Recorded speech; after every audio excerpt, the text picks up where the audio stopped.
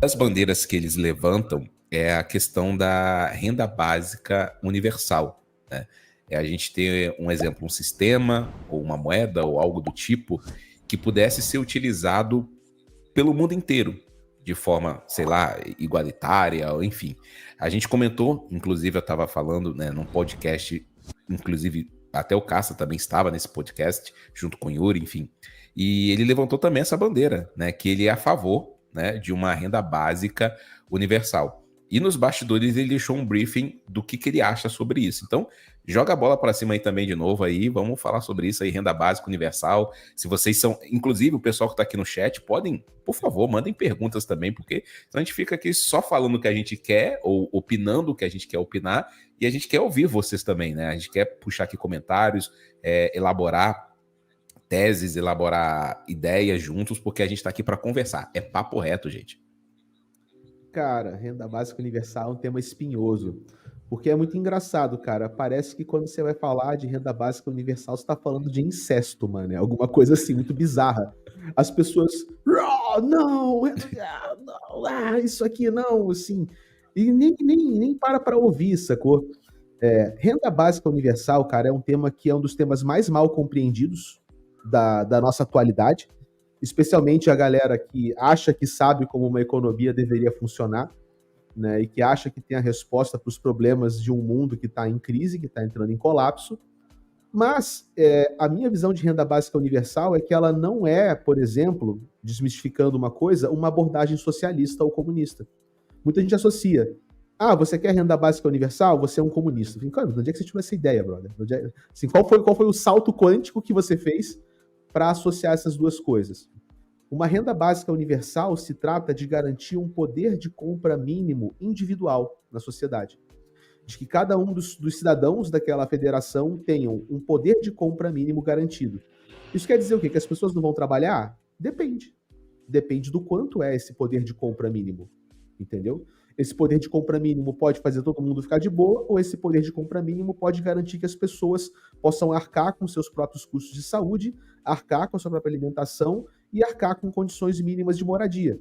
Então imagina a quantidade de problemas que você alivia dos cofres públicos em políticas de remediação de problemas de saúde, de problemas de alimentação, de problemas de habitação.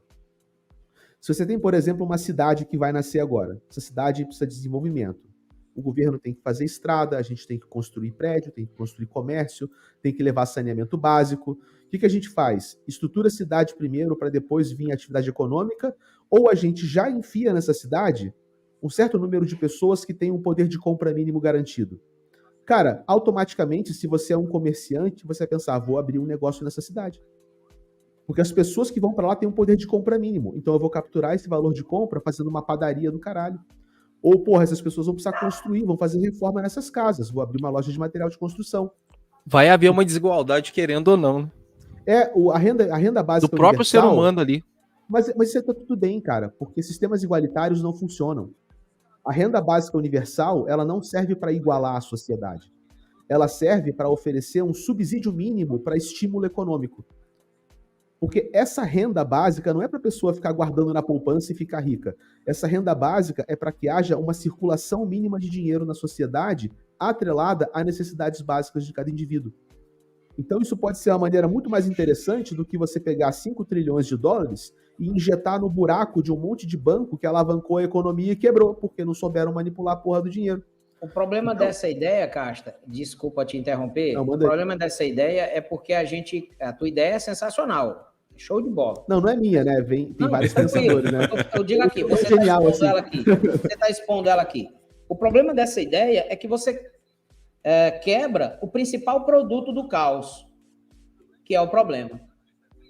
E você tira da mão de quem cria o caos, que na minha humilde opinião são os políticos, eles próprios criam o caos para eles depois venderem a possível solução.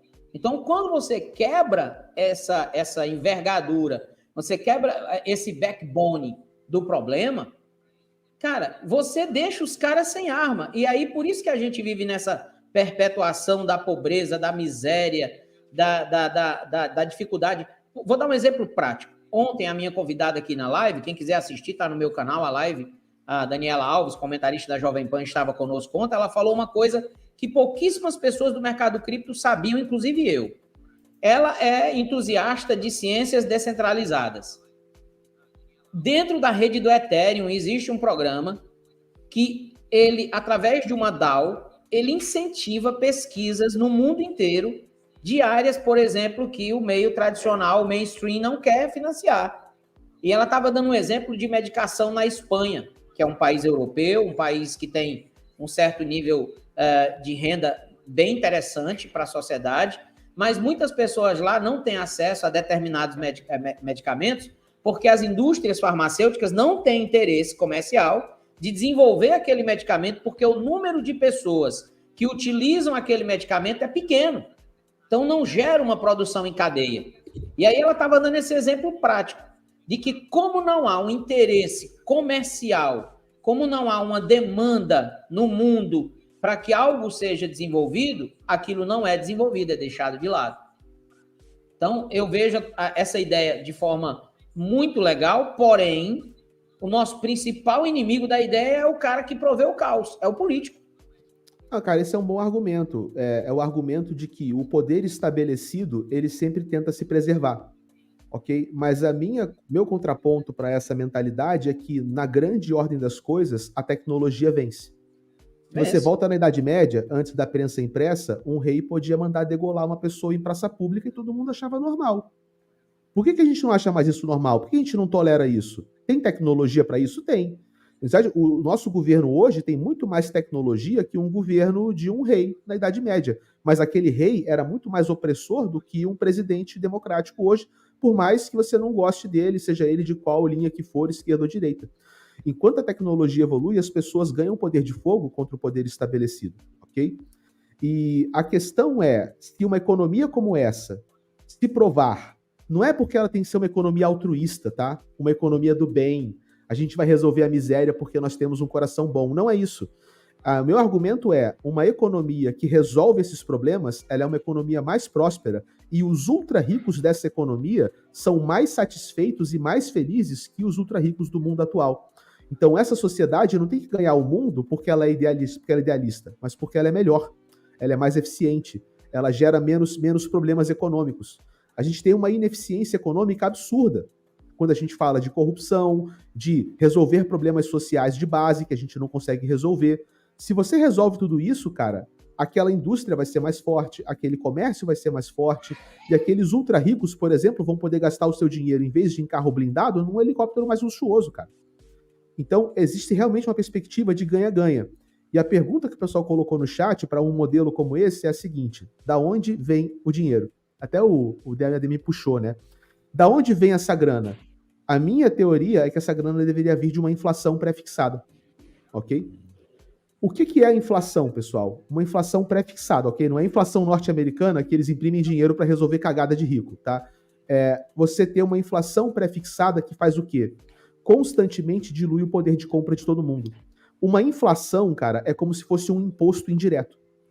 Ao invés de eu capturar 2% do poder de compra de todo mundo colocando a mão no bolso, eu imprimo 2% e diluo todo mundo. É um imposto reverso. E o lance é, o que você vai fazer com esse imposto reverso? Se eu volto ele para alimentar um programa de renda básica universal, eu reciclo 2% da produção econômica para injetar isso de volta na base e estimular um loop de reforço positivo na economia. Esse tipo de arranjo pode dar errado? Pode, mas ele nunca foi testado, entendeu? Eu acho que a gente tem que começar a fazer isso numa blockchain, por exemplo. Talvez a WorldCoin, ao invés de imprimir um quatrilhão de tokens e falar, vou pingar isso para sempre, ela pudesse desenhar uma tokenomia que reciclasse o poder de compra e voltasse ele para as carteiras de base, para elas se tornarem mais consumidoras das pessoas que agregam valor naquela rede. Então você tem que pensar em termos de economia circular. E aí você acaba com o imposto. Para que imposto? Só pega a inflação de base, reinjeta na base e deixa o livre mercado capturar esse valor para cima. Entendeu?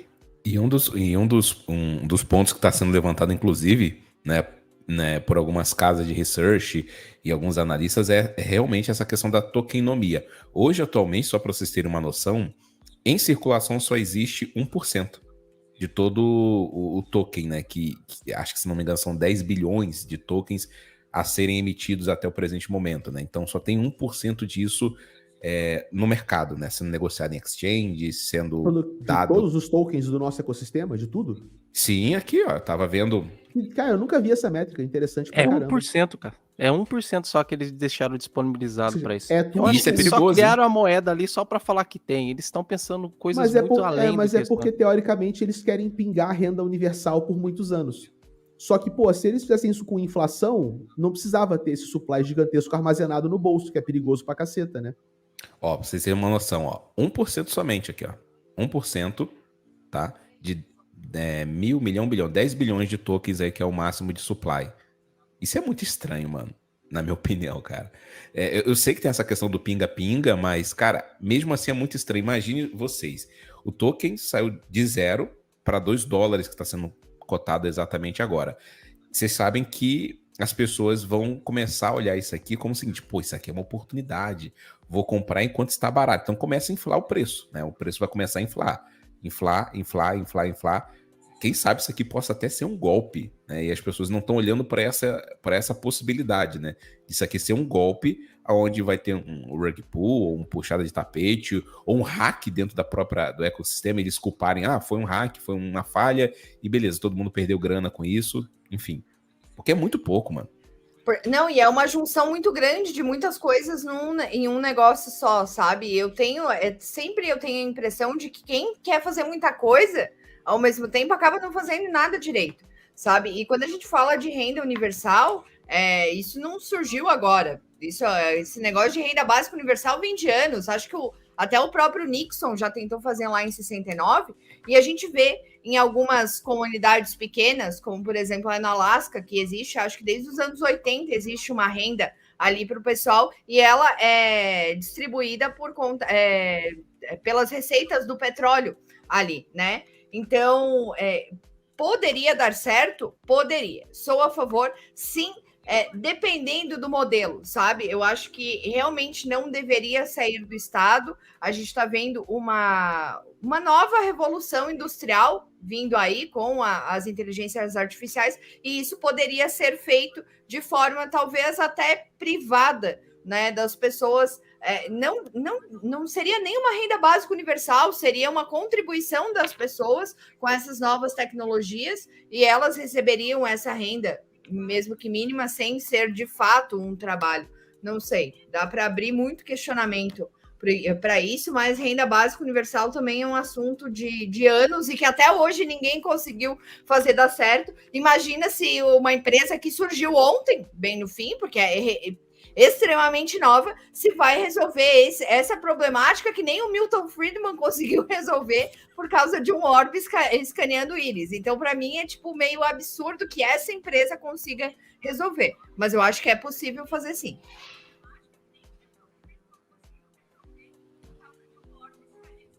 Eu tô esperando o Pedro agora. O Pedro tá tão quietinho ali no cantinho dele, pô.